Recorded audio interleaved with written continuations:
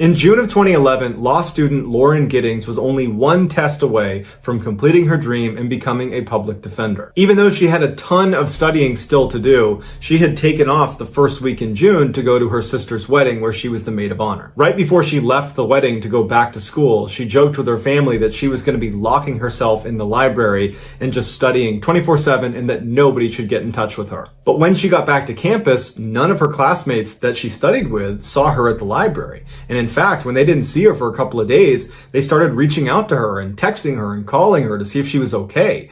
But she never picked up, she never wrote back, and so no one knew what was going on with her. One of Lauren's classmates would reach out to Lauren's sister and would ask her, hey, have you talked to your sister at all, because we haven't seen her? And Lauren's sister would write back and say, oh no, everything is just fine. Lauren told us before she left the wedding that she was going to be locking herself away and just studying 24/7, so I'm sure everything is just fine. But this classmate wasn't convinced, because this felt very uncharacteristic of Lauren to not study at the library and then not to pick up any phone calls or text messages.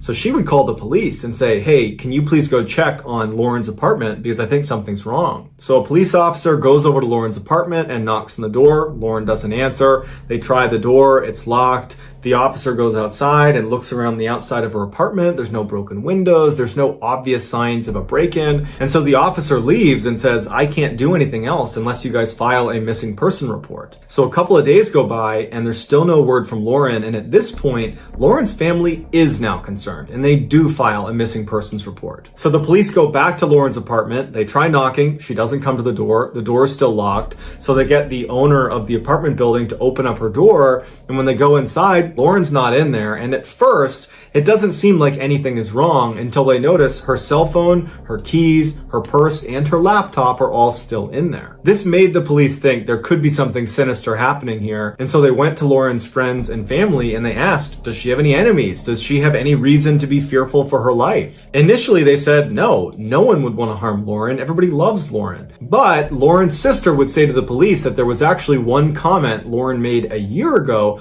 that now seemed a little bit more relevant. Lauren had just got back from a vacation and she noticed there were things in her apartment that seemed like they had been moved, like someone else had been here, but no one was supposed to be in her apartment. And so she told her sister, and the two of them talked about it a little bit, but it was quickly forgotten about because there wasn't a reasonable explanation, and Lauren was so busy with school, she didn't pursue it. After police have done a thorough investigation of the inside of Lauren's apartment, they move outside of her apartment and begin scanning the exterior of the building, and they make a huge discovery. An officer who was looking in the dumpster noticed this big black trash bag that looked out of place, and when he tried to move it, it was very heavy, and when they opened it, they found a human torso, and it was Lauren's. Right before this discovery was made, a news crew had shown up outside the apartment building and was trying to interview people that lived in the apartment complex because they had been tipped off that somebody who was living here had been missing for over a week, and now police were getting involved. They saw what looked like a resident of the building looking visibly shaken up, watching the police doing their investigation,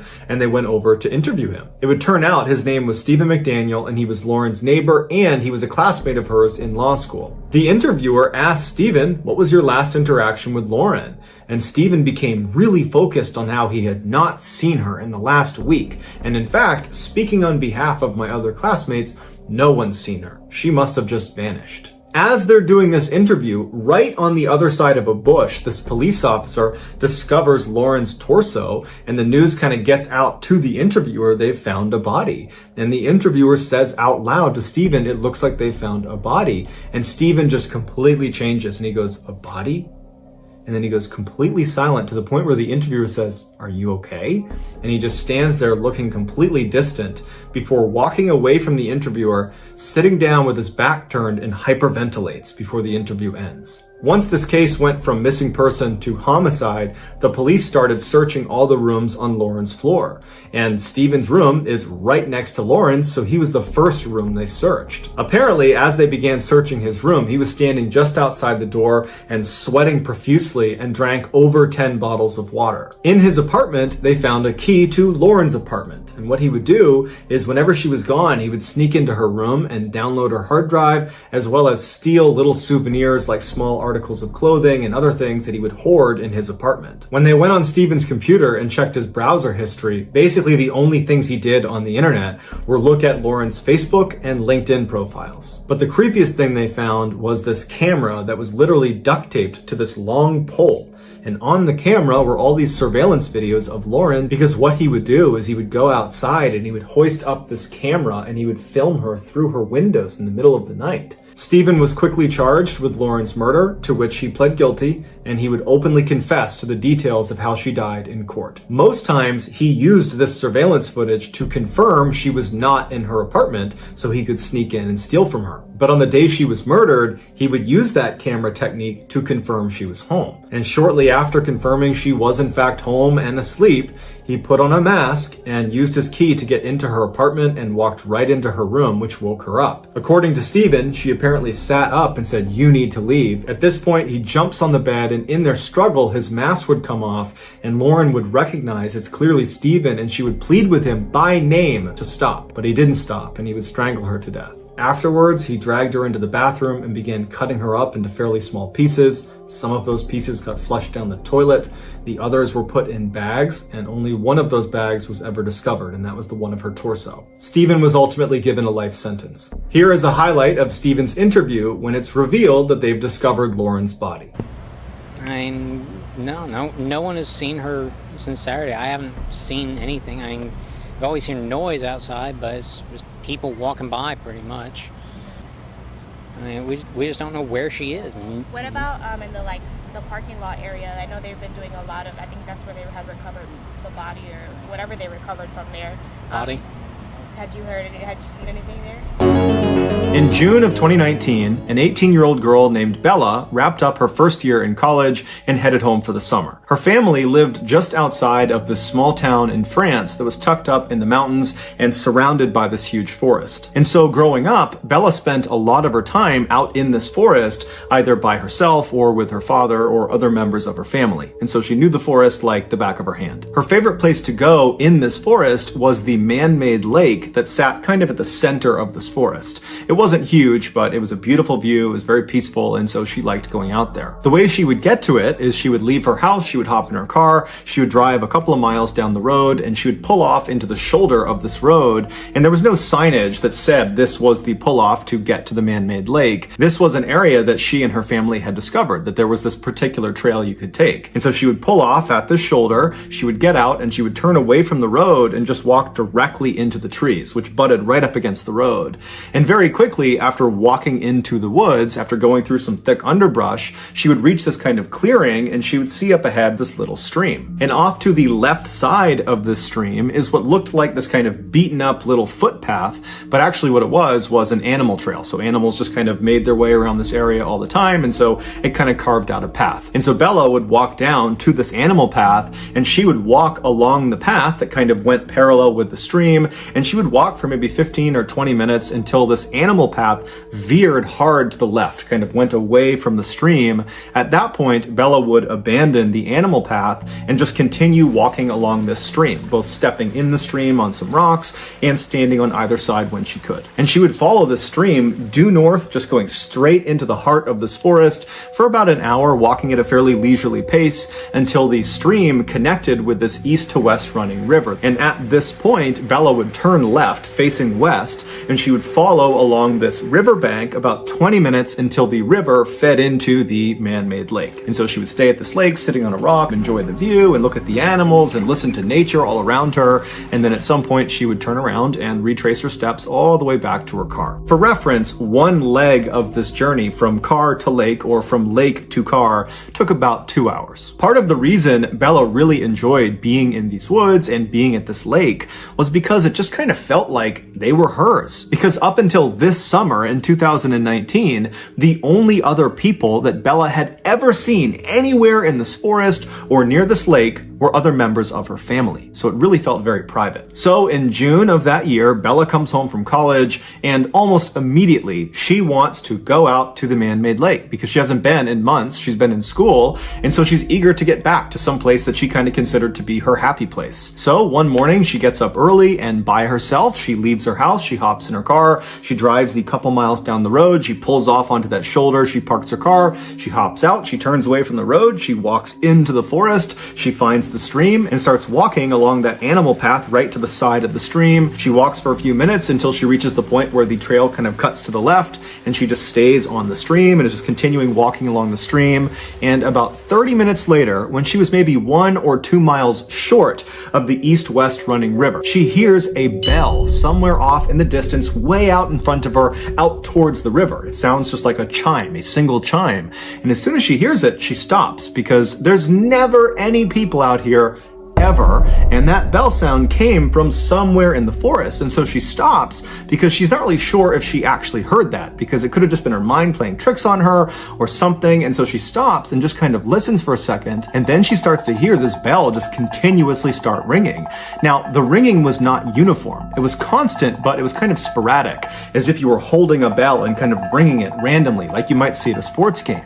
And so she's thinking to herself, is there a dog that got lost somewhere up ahead and it's got a bell on its collar, and that's the sound I'm hearing? But as she's sitting there listening to this kind of sporadic bell sound, she's thinking, that's way too loud to be some rinky-dink bell on a pet's collar. So it's got to be something more robust. Did maybe somebody have a bell inside of a box, and that box got on the river and it's floated down river and it's like crashing into rocks or something? I mean, she's going through these very strange scenarios in her head, but she's not concerned about the bell. She's actually pretty intrigued, and since the sound of this bell seemed to be coming from the direction she was already traveling, she decided she would just keep on walking and hopefully see whatever it was that was causing this bell sound. And so Bella just began walking along the stream again, kind of listening to this bell and thinking about what it was going to be. And after about 5 minutes of her starting to walk again, the bell just stops. It goes totally silent. And when it does, it actually kind of startles Bella because she'd been listening to it so intently. And so she stops and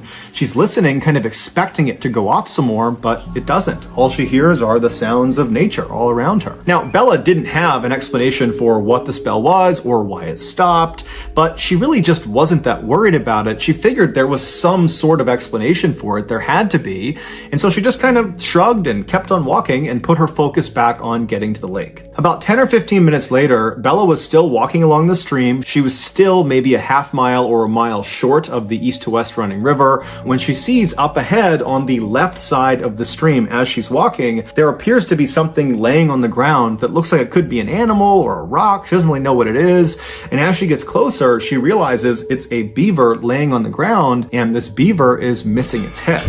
Now, this is a huge forest, and Bella would have known that, of course, there are wild animals all over the place, and so finding the body of an animal that had been attacked by another animal was not unusual. That's nature. But what did strike Bella as odd was the cut on this beaver's neck was unbelievably neat and uniform, as if its head had been very carefully removed with a very sharp knife. And the beaver's head was nowhere to be found. It certainly did not have the appearance of having its head removed from some predator and its teeth. That would have been very rough. Also, the rest of the beaver's body was intact. So whatever killed this beaver was not interested in eating the beaver. As Bella stood over this beaver and was just staring at it, she also noted that there was no smell. Normally, when something dies, it begins to smell very quickly. It's part of the decomposition process. And so for there not to be a smell indicated to Bella that this beaver must have been killed fairly recently.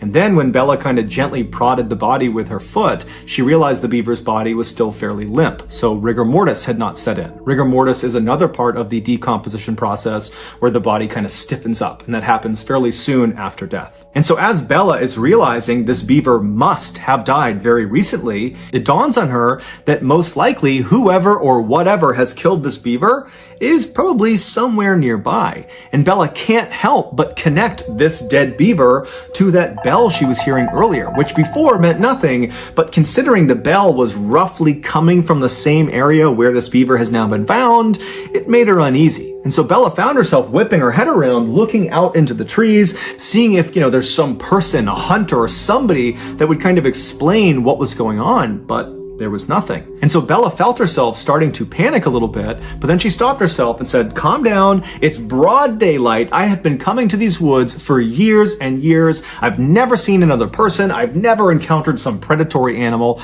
I'm sure everything is perfectly fine. I got nothing to worry about. And so she stepped over the beaver and kept on walking. Bella would eventually reach the east-west running river. She would turn left and walk for 20 minutes alongside this river. She'd reach the man-made lake. She enjoyed the beautiful view and the scenery, and then at some point she turned around and began retracing her footsteps. She walked past the beaver on the ground all the way back to her car, and she went home. A week later, Bella was sitting around her house when she felt pretty bored and decided kind of abruptly that in order to cure her boredom, she would go back to the place she loved so much, the man-made lake. And so she told her parents where she was going, and then she left the house, hopped in her car, drove to the pull-off and parked and entered the woods at 6 p.m. Sunset that night was at 9 p.m. and so Bella knew this would need to be a fairly quick turnaround so she didn't get trapped in the woods in the dark. And so Bella finds the animal trail. She follows along the stream until the trail goes left and she stays on the stream. She continues walking on the stream when she starts to hear the distant sound of thunder. And so she looks up into the sky through the trees and she can see the sky is starting to get dark, but she's still a couple of hours away from sunset. And so between the thunder and the dark skies, she knows a storm is rolling in. But she is determined to get to that lake. And so instead of, turning around and saying, okay, I'll come back another time, she just starts jogging along the stream to get there as fast as she possibly can. And almost immediately as she's jogging, the raindrops start to fall. And by the time she passes the beaver corpse on the ground, it hadn't moved, the rain was really coming down, and then about 15 minutes after the corpse, when she hit the east-west running river, that's when the rain was at a full downpour. Still, Bella turned at the river and continued west towards the man-made lake as if she was going to go all the way, but only about a minute or two into this final leg. She still had about 20 minutes to get to the lake. She stops herself and she looks at her watch and she can see it's after 8 o'clock already. And she's thinking to herself, if I turn around right now, it's going to take me over an hour to get back to my car. Sunsets at 9 p.m. It's after 8 p.m. now. So already I know I'm going to have to navigate this forest at night in the dark, even if it's just for a little bit at the end. And if I go all the way to the lake and then come all the way back to the car, I'm going to be in the forest after dark for quite a while, maybe up to an hour. And she's thinking, I'm confident I can do that, but it's also pouring rain, I'm cold. If I get lost, this could turn into a very bad situation. And so she ultimately decides that even though she really wants to keep going, she needs to turn around, she needs to head back. And so she turns around and she walks back up alongside this east-west running river to where the stream fed into that river. She turns and begins walking south along this stream, headed back towards the car. On her walk, because the visibility was starting to get quite bad because it was so dark, she had her head down at the ground because she didn't want to trip. She's stepping on rocks, she's stepping on muddy areas. She wants to make sure her footing is solid. And so her head is down, the rain is pounding all around her, and she's walking for about 15 minutes when all of a sudden something hits her in the top of the head. And so reflexively, she looks up and kind of puts her hands in front of her face to protect herself, and she sees what she had just run into. It was the beaver corpse. It was hanging from a string that was dangling off a branch right above her. And this beaver's head had been retrieved, and the head had been stitched onto the front paws of this beaver. And so she's looking at this beaver that's dangling from this rope. It's carrying its own head, and she's walked square into it. And her first reaction was basically to gag. She was going to vomit. She was so disgusted. And then she began frantically rubbing at her hair where this thing had made contact with her, because there could be juices from the decomposition that got on her. And then after frantically kind of patting at her head for a second, she stops and something really terrifying dawns on her. Whoever strung this beaver up to this tree and then stitched its head onto its paws, they had done that in the last 30 minutes, because 30 minutes earlier, when she was on her way in, she remembered passing the beaver carcass on the ground. She saw it. It had not moved from where it was the week before when she first saw it, and now this beaver is strung up in the tree. And so as the wheels are turning in Bella's head, she realizes that if someone has just done this, then they are probably nearby. And at this point, it's really starting to get dark. The rain is pounding all around her, and she starts whipping her head around, looking in in all directions to see if there's someone out there that did this. But as she's looking, all she sees is just dark forest in all directions. And she knows she's at least 1 hour, even if she runs from her car.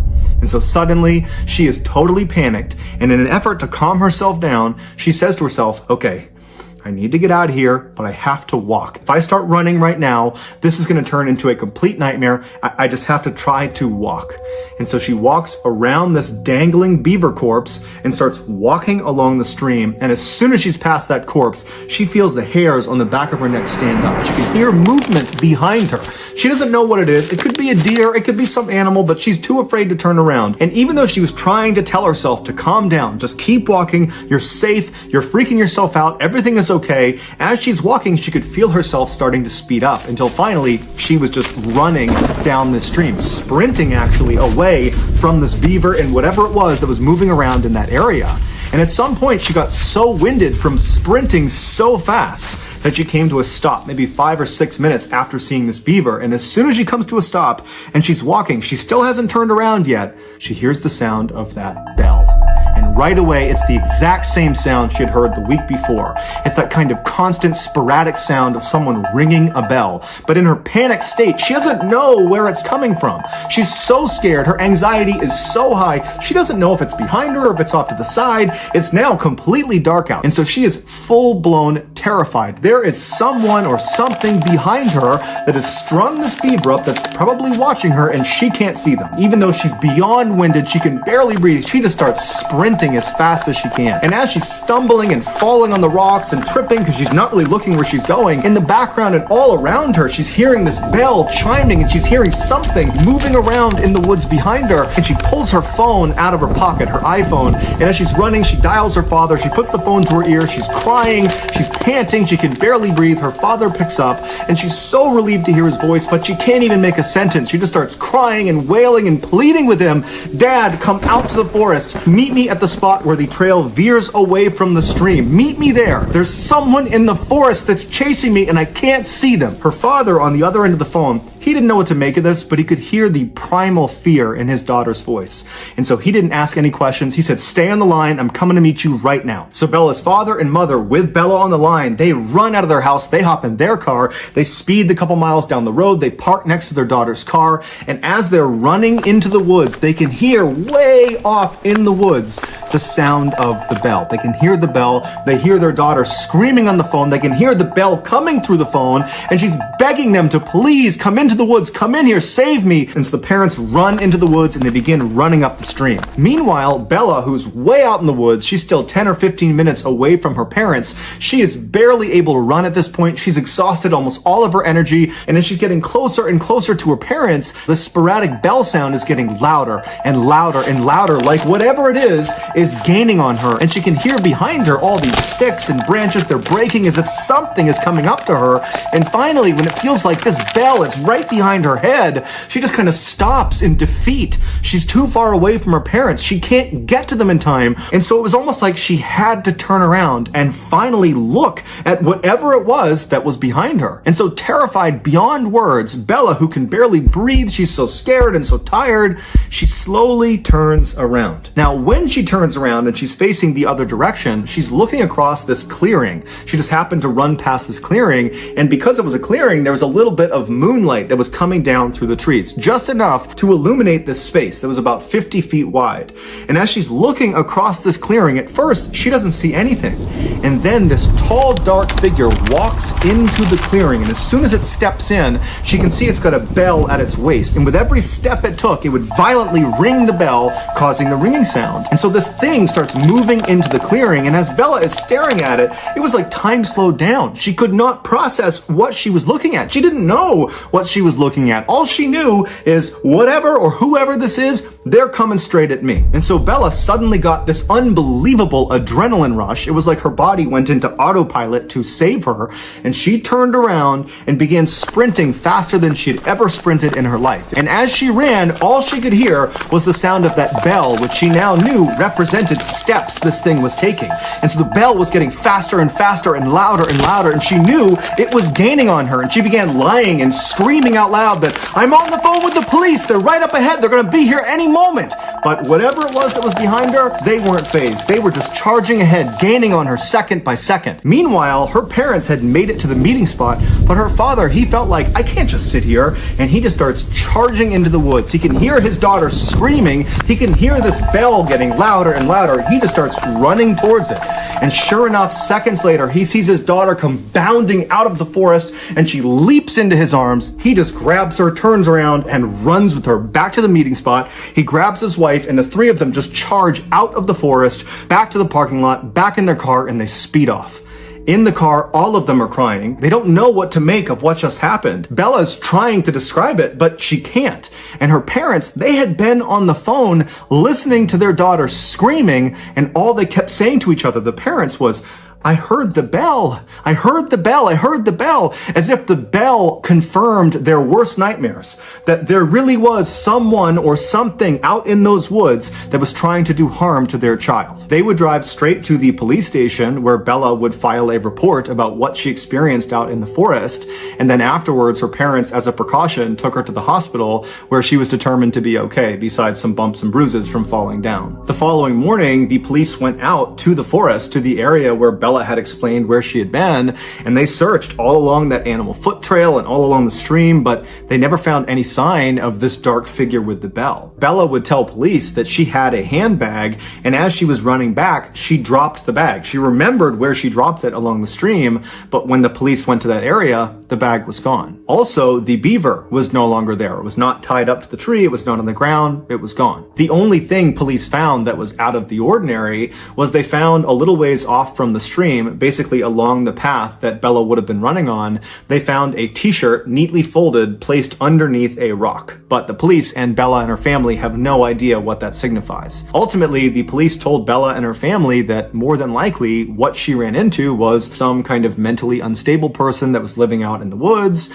and perhaps when Bella came into the woods, they felt like she was on their property, and so they kind of tried to scare her off. But Bella has a hard time accepting that. She felt like as she was running from whoever was behind her, that she was in mortal danger. That had it not been for her father running into the woods and literally grabbing her and running with her the rest of the way, that she may not have gotten out of the woods at all, that she might have been attacked and killed by whoever this was. She also can't help, when she looks back at the entire experience, thinking about that moment when she turned around and looked across that clearing and saw this figure come into the moonlight for the first time, that when it came into the moonlight, the way it was moving, the steps it was taking, they weren't normal, they were abnormal. There was just something off about this thing's movement, that it didn't seem like she was looking at a person, but rather some big animal. But regardless, since her ordeal, there have been no strange sightings out in those woods. However, almost no one ever goes in those woods except for Bella and her family, and Bella and her family, they don't go in those woods anymore. So whoever or whatever is out there is still just out there. Anna Malaya was born November 4th, 1983, to very poor and alcoholic parents in the Ukraine. In the winter of 1986, when Oksana was only 3 years old, in a drunken stupor, her parents forgot about her outside in the cold of winter. And because she was locked out, instinctively she crawled towards the nearest source of warmth, which was the family's kennel, where a whole bunch of dogs were sleeping. And incredibly, once she crawled inside of this kennel, not only did the dogs allow her to sleep there that night, but they kind of embraced her as one of their own. The next day, Oksana did not go back in the house, and her parents seemingly did not notice her absence. And over the next 5 years, Oksana would stay with this family of dogs, essentially living like she was part of their pack, which meant over those 5 very formative years from ages 3 to 8 years old, Oksana had almost no interaction with humans. Oksana rapidly learned how to behave like a dog and began only walking on all fours. She would bark instead of try to speak, and she would eat raw meat. By the early 90s, Oksana no longer identified as a human. She identified as a dog. And it was in the early 90s when a passerby happened to see Oksana running around on all fours in the back of her house in the woods,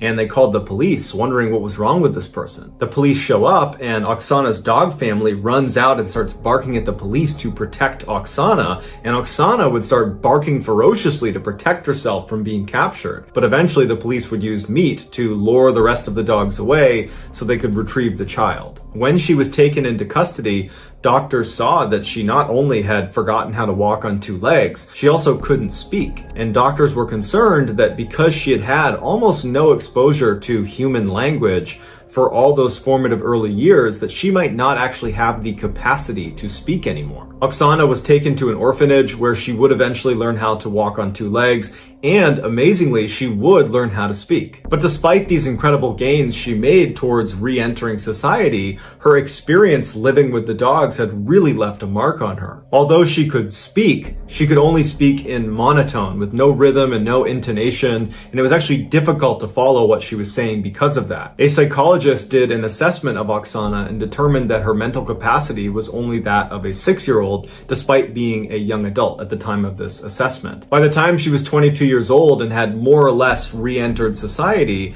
she finally was able to have a boyfriend, and he didn't know much about her past. But when she decided to show him how easy it was for her to run around and bark like a dog, it apparently scared him, and he broke up with her and did not see her again. Today, Oksana lives on a farm taking care of animals, and she was recently interviewed on a Ukrainian talk show where she says she no longer wants to live like or act like a dog, she just wants to be a person. Here is some footage of Oksana Malaya acting like a dog.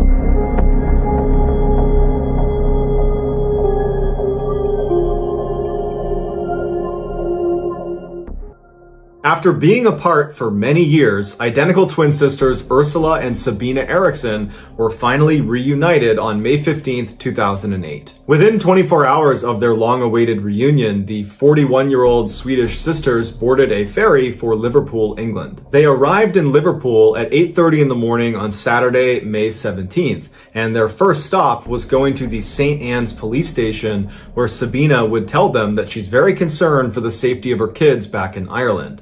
The police would say, okay, we'll follow up, and they got in touch with their counterparts in Dublin, Ireland, who went over to the house and everything was fine. So the women leave the police station on foot and they make their way over to a bus stop, and they ultimately board a bus bound for London at about 11:30 in the morning. So they get in the bus and they start moving, and the driver asks them to take their luggage and put it in the luggage hold. But the women aggressively refuse to give up their luggage, and in fact, they start clutching their luggage against their chest. So the driver starts to feel really uncomfortable about having these two women on the bus, and ultimately decides to just pull over at a service station outside of the city and tell them to get off the bus. They get off, and the driver ends up calling the police and telling them there's something weird going on with these two women. I don't know what's inside their bags, but you might want to come check it out. As it happened, there was already a police officer at this service station who came right over to the women and started talking to them as the bus driver took off. During their conversation, the police officer felt like these two women were not a threat to anybody, and it was just a big misunderstanding, and they let them go. So the officer leaves, and these two women who don't have a car start walking down the highway on foot. Shortly thereafter, a security camera on the highway picks up the two women walking down the median of this very busy highway, and at some point they try to cross the street, and it's obvious as you're watching this video that they're not going to make it. There's so many cars, and immediately Sabina gets hit by a car. Now, Sabina was only grazed by the car, so she was okay, and she and her sister went back to the median of this highway, but enough motorists saw this happen that they called the police, and it just so happened that the responding patrol car that was in the area was being shadowed by a film crew that was filming for a TV show called Traffic Cops. So this patrol car shows up with cameras rolling, and they're able to get the sisters from the median over to the shoulder on the other side of the road, and they're talking to them like, what's going on? What are you doing here? And on camera, everything seems totally fine. Like, there is no major issues here. These women were just stranded and were making some bad decisions walking down a highway on foot. Then all of a sudden, Ursula turns away from the officers and tries to run into traffic, and there are cars whizzing by. They have not stopped traffic. And one of the officers manages to grab her arm, but only gets her jacket, which she's able to wriggle out of before launching into traffic, literally leaping into traffic, and gets hit by a huge truck going 60 miles an hour and gets thrown down the road. Literally a second later, as everyone's like, what is going on? Sabina yells, "They're gonna steal your organs!" And she leaps into traffic and gets hit by another car. Immediately, police run in the road, they stop traffic, and they go up to Ursula, who was the first to get hit, and they see her legs are definitely broken, but she's alive. As for Sabina, she was totally unconscious, and they didn't know if she was going to make it. When the paramedics finally show up, Ursula, who has the broken legs, fights to sit up, and they're trying to tell her, like, lay down, you're hurt, you have shattered legs, you're lucky to be alive, lay down. She's not listening. In fact, she's violently trying to sit up, and she starts spitting at the paramedics and the police and screaming obscenities at them like they're trying to hurt her. And they're like, we're the police, we're the paramedics, we're trying to help you. At the same time, Sabina regains consciousness, and even though paramedics and police are trying to keep her laying on the ground, she begins fighting her way up and is pushing the police off of her and finally stands up and literally squares off with one of the police officers and decks her in the face before running down the road. Police would have to run down the road after her and literally surround her as she's got her fists up like she's going to fight anybody that touches her, and they would have to tackle her to the ground and put her in handcuffs just to keep her from hurting herself. Both sisters would be transported to the hospital, and when they got there, they both apparently were acting normal again. Ursula, because of her broken legs, would be admitted to the hospital, and apparently she would stay normal and would eventually make a recovery and would be released. There were no charges pressed against her. As for Sabina, the doctors checked her out, and she didn't appear to have any injuries. So they released her, and she was brought to the police station to be charged for punching the police officer in the face. That day, Sabina would plead guilty to her charges and would be sentenced to 1 day in custody that she served that night. The next day, she was released. So Sabina leaves the police station on foot, and later that night, she's walking down the road when she sees two men walking towards her who were named Glenn and Peter. She stops them and she says, "Hey, I'm looking for a bed and breakfast. Are there any good ones nearby?"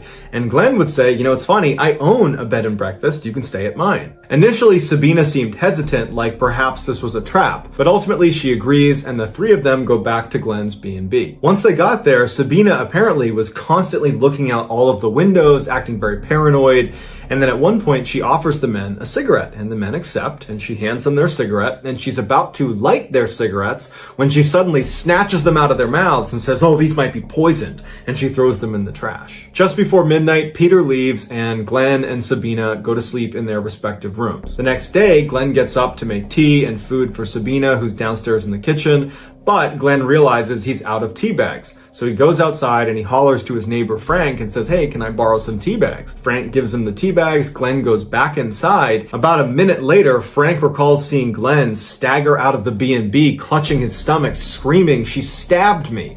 And apparently his last words were, "Frank, take care of my dog," before he ultimately died. Frank immediately calls the police, and Sabina immediately leaves the B&B and takes off running. She gets to a highway and she's running along the side of this highway, and a motorist named Josh sees Sabina running, and she's clutching a hammer that she's repeatedly hitting herself in the head with as she's running. Josh drives well past her and gets out to try to intercept her, but as she's running past him, she pulls a roof tile out of her pocket and throws it and hits Josh in the head. She runs past Josh, who's now clutching his head and can't stop her. She gets to this bridge that overlooks another road, and she leaps off. It's 40 feet to the ground, and when she hits the ground, she breaks both ankles and fractures her skull, but she lives and narrowly escapes being hit by another car. Eventually, police and paramedics are called, who transfer Sabina to a hospital where she once again is acting totally normal. Nothing like the crazy person that killed Glenn or was throwing roof tiles just hours earlier. Sabina would ultimately be arrested for murdering Glenn, and she would plead guilty to manslaughter,